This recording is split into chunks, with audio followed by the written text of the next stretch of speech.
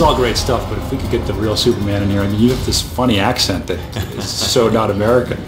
I mean, I'm not from the States. I am from a very small island called Jersey, which is in between England and France. the original Jersey. The original Jersey.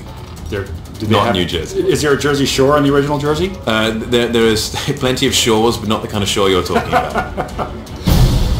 Landing this role, man, so big. How did you find out you got it? I just got a phone call from Zach, and it was one of those kind of crazy, surreal moments afterwards where I wasn't prepared for it. Well, one, it was, okay, did that really just happen?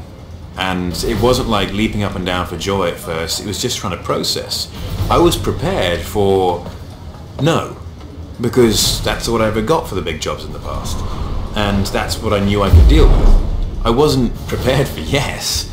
And it was this kind of moment of stillness and going, I'm not too sure, like surely I should be leaping up and down and clapping my hands and...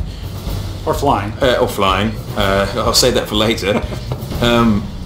So I called the family and I couldn't get hold of anyone. And so the moment became even more surreal. I was like, does the rest of the world even exist? Am I insane? Is this like the land of my mind? And then my agents called and they said, you know, Henry, it's great news, congratulations. And I could hear it in their voices. They're like, why isn't he, like, surely he should sound happier. And I was incredibly happy and honoured. But there was this sort of, it was a private, quiet moment of happiness. And it wasn't until, you know, hours later where it all kind of started to sink in and I got very excited about it and it came out in a physical way as opposed to just that internal, you know, private moment.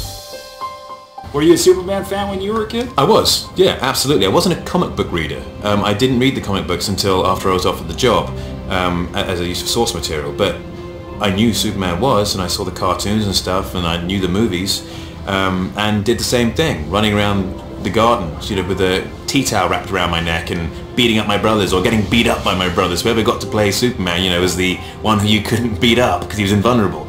And yeah, I did that, but I never ever thought I'd be here, like genuinely.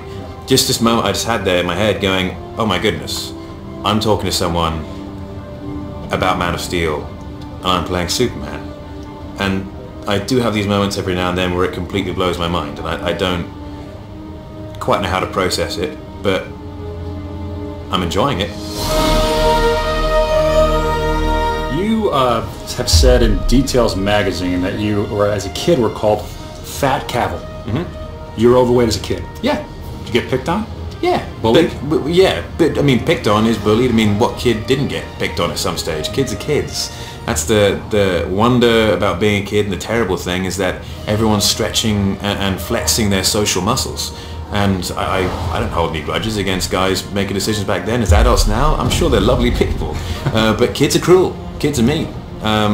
Kids are just trying stuff out. Do you think it's getting worse now? Do you think kids bully each other? I don't think it gets any worse or any better. I think it's the way it is, unfortunately. And I think the important thing is then we need to start focusing on the bullies and working out why they're bullies. They're probably bullies because they're getting bullied, or there's something in their life that they don't understand, and so they're just projecting it or reflecting it upon someone else. And if we can help them, the kids who are getting bullied by them will in turn be helped because they'll be getting bullied.